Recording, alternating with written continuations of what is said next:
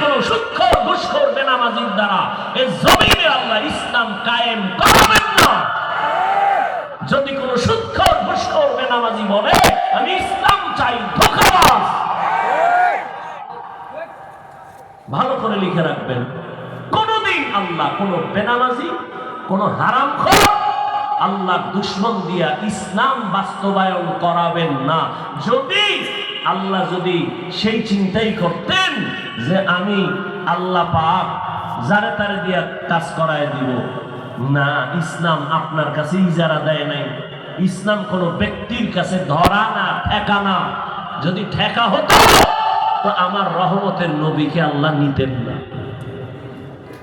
নবীরে আল্লাহ নিয়ে গেছেন, সেই তো দিনের বাহক, সেই তো আদর্শ রেখে গেলেন। কোরআন আর তার উপরে আসছে, ১৫০০ বছর চলে গেছে, দিন বন্ধ হয়ে গেছে। আল্লাহ বুঝাই দিলেন, তুমি মনে কইরো না যে আমি হাফিজুর রহমান না থাকলে ইসলাম থাকবে না, চরমনার হুজুর না থাকলে ইসলাম থাকবে না, তাবলীগের মুরব্বীরা না থাকলে ইসলাম থাকবে না। না, সব যদি গুনাহগার হয় আমি সবগুলোরে মাইরা নতুন মানুষ বানাবো, বানাইয়া আমি আল্লাহ তাকে তৈরি করে ওর দ্বারা ইসলামকে হেফাজত করব। আমিন। তারপরও কোনো বেনামাজির হাতে ইসলামের পতাকা দিব না। অতএব যারা স্বপ্ন দেখে, নামাজের খবর নাই, পর্দার খবর নাই, হারামের খবর নাই, এরা যদি স্বপ্ন দেখে ইসলাম কায়েম করবে, মিথ্যাবাদী, ধোঁকাবাজ।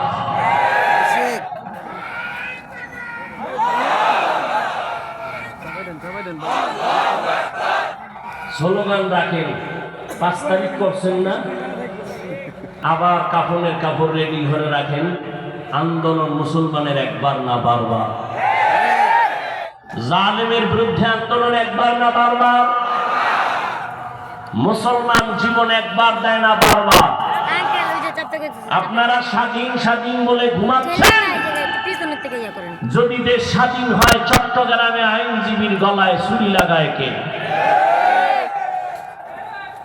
মুসলমান তো স্বাধীন বলে ওই দিন আনন্দ করবে যেদিন ইসলামের স্বাধীন হবে। নাক টেনে ঘুমাও কেন? মুসলমান স্বাধীন বলে ঘুমাবে স্বাধীন। যেদিন এই জমিনে ওলামায়ে কেরাম সিনাকে দান করে দ্বীনের কথা বলবে, কোন বেনামাজির অনুমতির দরকার হবে না। মুসলমান স্বাধীন বলে স্বাধীন ঘুমাবে যেদিন এদেশের প্রত্যেকটা মসজিদ আর মাদ্রাসা কমিটির মধ্যে কোন বেনামাজি থাকবে না, সুৎখোর থাকবে না,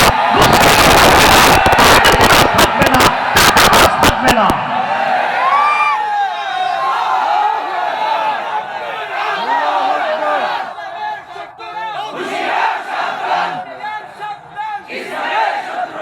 ইসলামের শত্রুরা এমনি হুঁশিয়ার, ওভার জ্বালাইও না, তোমরা হুঁশিয়ার, নাইলে পাশ খাবা আবার। সবাই হুঁশিয়ার। দেখো না, এই ২০ বছরে এনজিও যতটা মাটির তলে ছিল, মাত্র ৪-৫ মাসে ওরা জিন্দা হয়ে গেছে। সব এনজিও জিন্দা। বুঝো, সাবধান, কয়দিন বাঁচবা? বাঁচার কত স্বপ্ন নিছিল, আবু সাইদ বাঁচতে পারছে? বাঁচার স্বপ্ন ছিল মুগ্ধর, বাঁচতে পেরেছে? ছাত্র জনতার আন্দোলনে কত মাদ্রাসার ছাত্র চলে গেছে। আমাদের উজানি মাদ্রাসার নাজেমে তালিমা আমারে খুব মহব্বত করেন, এই কাজলা মাদ্রাসা, তার ছোট ছেলেটা এই যাত্রাবাড়ি সেদিন এই ৫ তারিখের আন্দোলনে চলে গেছে, শহীদ হয়ে গেছে। ভালো ছেলে, ভালো ছাত্র। তো মৃত্যু তো হবে, কাপুরুষের মতো কেন? বেঈমানের গোলামি করে কেন? গায়রুল্লাহর পা ধরে কেন? কার পিছনে ঘুরে নামাজ ছেড়েছো? কি পাওয়ার আশায় দাড়ি কেটেছো? শিয়ালের হাতে মুরগি দিয়ে কয় ৩ দিনের আমানত। শিয়াল কয় দোয়াও চাই, মাফও চাই। ৩ দিন কেন, একদিনও না? জিন্দা কেন, মরাও দেওয়া হবে না। শিয়ালের হাতে মুরগি দিলে যা হবে, ধর্মের চাবি সুৎখোর বেনামাজির হাতে দিলে তো তাই হবে। দিছে কারা? জিব্রাইল। বেনামাজি হারামখোরের হাতে ইসলাম ধর্মের চাবি দিছে কারা? জিব্রাইল। কে দিয়েছে? আমরা কইতে লজ্জা লাগে, ভোটের আগের রাত্রে টাকা খাইতে লজ্জা লাগে নাই? সারাদিন স্লোগান দিছি ইসলাম চাই, ভোটের আগের রাত্রে টাকা খাইয়া সকালে কিবলা আর একদিকে ঘুরাই দিছে। এই হলো মুসলমানের হালাত। আল্লাহ হেদায়েত দান করুন। জাতির মাথা আইওয়াশ করে ফেলেছে বেঈমানেরা, নাস্তিকেরা। কি বলে? হুজুর ওয়াজ করবেন, কোন রাজনীতি করবেন না। মানি হলো ধর্ম আর রাজনীতি দুইটা আলাদা। আমি বলি চিনি আর পানি যেমন এক, মিলাইলে আর আলাদা করা যায় না, ঠিক রাজনীতি আর ধর্ম এক, এটাকে আলাদা করা যায় না। হ্যাঁ, তোমার ধান্দাবাজি আর চান্দাবাজি এটা ইসলামে নাই। মানুষ জবাই করা, মানুষের বাড়িতে আগুন লাগানো, এগুলো ইসলামে নাই। ইসলামে আছে কি? মালিক যেই প্লেটে খাবে, গোলাম সে একই প্লেটে খাবে। ইসলামের রাজনীতি কি? কর্মচারী কাজ করতেছে, তুমি তার ঘাম ঝরার আগে বেতন দিয়ে দাও। আর চান্দাবাজি ধান্দাবাজি রাজনীতি কি বলে? বেতন পরে। এবার নামছে আন্দোলনে, পুলিশ কয় ফিরাও। মহিলারা আন্দোলন করে, পুরুষেরাও করে, ন্যায্য অধিকার, বেতন চায়, পায় না। কার পিছনে ঘুরতেছো? সে তোমার বন্ধু না। স্বার্থে আঘাত লাগলে শুধু তোমার দল থেকে নাম কাটবে না, কল্লা কেটে ফেলবে। আল্লাহ হেদায়েত দান করুন। আমিন।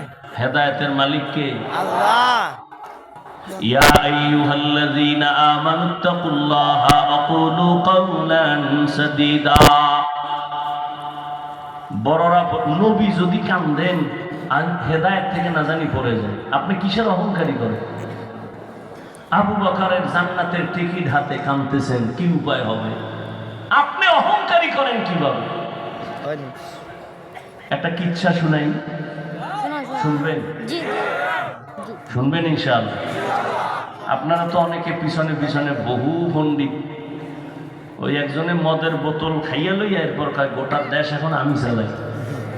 তো বউ কয় ঘরে তো চাউল নাই, কয় তো বোতলের দোষ, আমার কি? আপনারা পেছনে পেছনে তো বহু প্রধানমন্ত্রী হয়ে বসে থাকেন,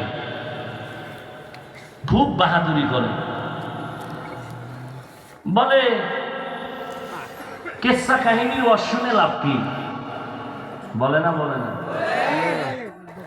ওই জাহেল জানে না ধর্ম কি, ইসলাম কি, কোরআন কি। 2000 আয়াত আছে কোরআন শরীফে, শুধু কেচ্ছা কাহিনী। কয় হাজার? ওলামায়ে কেরাম আঙ্গুল উঠায় খালি একটু এই জাতিকে দেখায় দেয়। আমি বলবো, আপনারা এই উঠেন কেন? হ্যাঁ, নিম্নচাপ শুরু হয়ে গেছে, রাস্তা ফিরে দাও। মরানারে মারো কেন? কয় লড়ে কেন?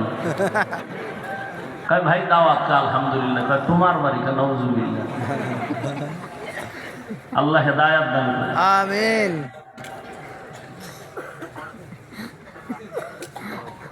কি কথা বলতেছিলাম?